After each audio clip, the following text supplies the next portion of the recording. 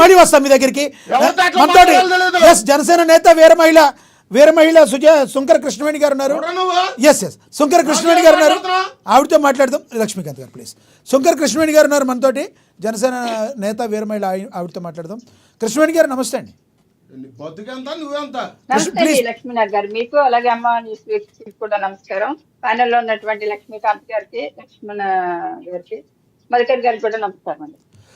కృష్ణవేణి గారు, ఏదైతే కాకాని గోవర్ధన్ రెడ్డి కానీ మిథున్ రెడ్డి కానీ రానున్న రోజుల్లో మరికొంతమంది వైసీపీ నేతలు అరెస్టు కాబోతున్నారన్న వార్తలు హల్చల్ అవుతున్న నేపథ్యంలో వారు అరెస్టులకి భయపడే సెల్ ఫోన్లు స్విచ్ ఆఫ్ చేసుకుని పోలీసుల మీద అనుచిత వ్యాఖ్యలు చేసిన కాకాని గోవర్ధన్ రెడ్డి 3 సార్లు పోలీసులకి విచారణకి రమ్మని చెప్పినప్పటికి కూడా హాజరు కాలేదని వచ్చిన వార్తల్లో మరి రానున్న రోజుల్లో ఏం జరగబోతుందంటారు? లక్ష్మీనాథ్ గారు ఎక్కడ కూడా ఇక్కడ మధుకర్ గారు ఒక మాట మాట్లాడారండి. అంటే అవాండాలు వేసి ఏదో కూటమి ప్రభుత్వం వాళ్ళని భయభ్రాంతులకు గురి చేస్తుంది అన్నట్టుగా మాట్లాడుతున్నారు. కానీ వాళ్ళు మాట్లాడేవన్నీ కూడా అసత్యాలండి. వీళ్ళు అక్రమాలు చేశారు, అన్యాయాలు చేశారు, ప్రజలను దోపిడీ చేశారు. ఇలాంటి వ్యక్తులకు ఖచ్చితంగా మా కూటమి ప్రభుత్వంలో అయితే మాత్రం ఖచ్చితమైనటువంటి యాక్షన్ అయితే ఉంటుంది. గతంలో కూడా చూసాము, పోషాని కృష్ణమురళి గాని వీళ్ళందరూ ఏ విధంగా మాట్లాడారు అన్నది, బోరిగడ్డ అనిల్ ఇక్కడి నుంచి రాజమండ్రి నుంచి అనంతపురం వరకు ఎలాగ అడుగుతున్నాడో చూస్తున్నారు. శ్రీరెడ్డి అనేటువంటి వ్యక్తి అడ్రస్ లేకుండా పోయినటువంటి పరిస్థితి. ఇవాళ మంత్రుల గురించి మాట్లాడుతున్నారండి. మిథున్ రెడ్డి గారి దగ్గర నుంచి సజ్జల రామకృష్ణారెడ్డి దగ్గర నుంచి మీరు చెప్పారు గోవర్ధన్ రెడ్డి గురించి, వీళ్ళందరికీ కూడా ముందస్తు బెయిల్ తెచ్చుకోవాల్సినటువంటి పేరు నాని. ఇలాంటి వ్యక్తులందరూ కూడా వీళ్ళు ఏ అక్రమాలు చేయకపోతే, ప్రజాస్తులను దోపిడీ చేయకపోతే, ప్రజల్ని నిలువెల్లా ముంచేయకపోతే, మోసం చేయకపోతే, జగన్మోహన్ రెడ్డి గారు ఆడినట్టు కీలుబొమ్మగా వీళ్ళు ఆడి ఉండకపోతే ఎందుకు ముందస్తు బెయిల్ తెచ్చుకోవాల్సినటువంటి అవసరం ఏమొచ్చింది అన్నది కూడా ప్రజల్లో కూడా చర్చ జరుగుతోంది.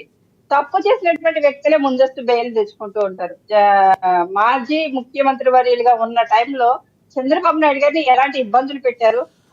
దానికి ఆయన ఏం మాట్లాడుతున్నారంటే మధుకర్ గారు 24-25 స్టేలు తెచ్చుకున్నారు చంద్రబాబు నాయుడు, దాని గురించి ఏమంటారు అంటున్నారు.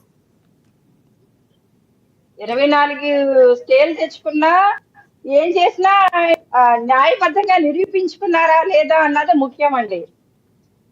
అభియోగాలు చేసినా, ఎన్ని అక్రమ కేసులు ఆయన్ని పెద్ద వయసులో బనాయించి జైల్లో పెట్టినా, ఒకానొక టైంలో చంద్రబాబు నాయుడు గారిని అడ్డు తొలగించేసుకుని ఆయన ప్రాణాలకు కూడా హాని తెలపెట్టినటువంటి ఈ వైసీపీ దుర్మార్గమైనటువంటి జగన్మోహన్ రెడ్డి గారి గత ప్రభుత్వం, ఆ రోజు ఆయన ఎలా ప్రాణాల నుంచి బయటపడ్డారు చంద్రబాబు నాయుడు గారు అంటే ప్రజలందగా నిలిచారు. ఆ రోజు మా అధినేత పవన్ కళ్యాణ్ గారు కూడా వెళ్ళి అక్కడ రాజమండ్రి జైల్లోనే అక్కడ కూటమి కలిసి వెళ్తుందని ప్రకటించడానికి కూడా ఆ రోజు చంద్రబాబు నాయుడు గారి లాంటి అనుభవం ఉన్నటువంటి వ్యక్తిని కాపాడుకోవాలి రాష్ట్రానికని పనిచేసినటువంటి పరిస్థితి అండి. ప్రజలు ఈ దుర్మార్గమైనటువంటి ప్రభుత్వాన్ని నమ్మలేదు కాబట్టే నిజం నిగ్గు మీద తెలుస్తుంది అంటారు కదండి. జగన్మోహన్ రెడ్డి గారు కూడా సీఎం గా చేసుకున్నారు. మరి ఆయన మీద ఉన్నటువంటి ఈడీ కేసులు ఇవన్నీ కూడా 32 ఈడీ కేసుల్లో ముద్దాయిగా ఉన్నటువంటి వ్యక్తి ఆయన. మరి జగన్మోహన్ రెడ్డి గారు ఎందుకు బెయిల్ మీదగా వచ్చినటువంటి సీఎంఏ కదా ఆయన కూడా.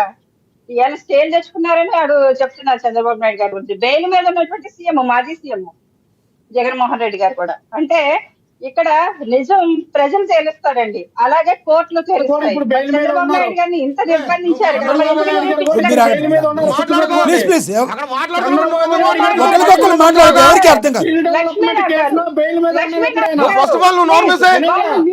చంద్రబాబు నాయుడు గారు కూడా బెయిల్ మీద ఉన్నారు ఇప్పుడు. కాదు లక్ష్మణరావు గారు ఆగండి. లక్ష్మణరావు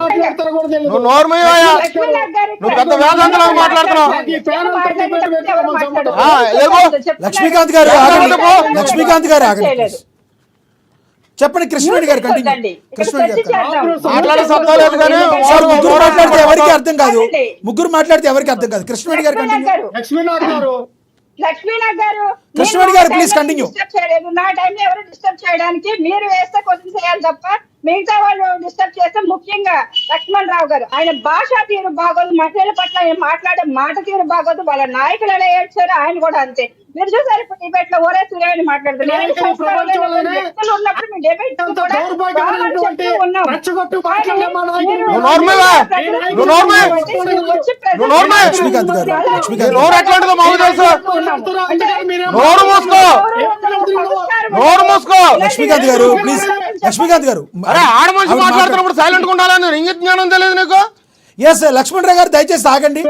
ఆవిడ మాట్లాడినవ్వండి, తర్వాత మీరు మాట్లాడుతున్నారు కానీ లక్ష్మణరావు గారు ఇద్దరు మాట్లాడితే అర్థం కాదు. ప్లీజ్ కంటిన్యూ, సొసైటీలో ఎట్లా ఉండాలి, ఎట్లా సార్, బతకాలి నీకు ప్లీజ్. తెలీదు. Please continue. మాట్లాడుతున్నప్పుడు సైలెంట్ గా ఉండు. లక్ష్మీకాంత్ గారు దయచేసి ఆగండి. మరి ఆ మాట మాట్లాడినప్పుడు నోరు మూసుకుని ఉండు. నువ్వు మాట్లాడినప్పుడు ఎవడో మాట్లాడలే ఇక్కడ.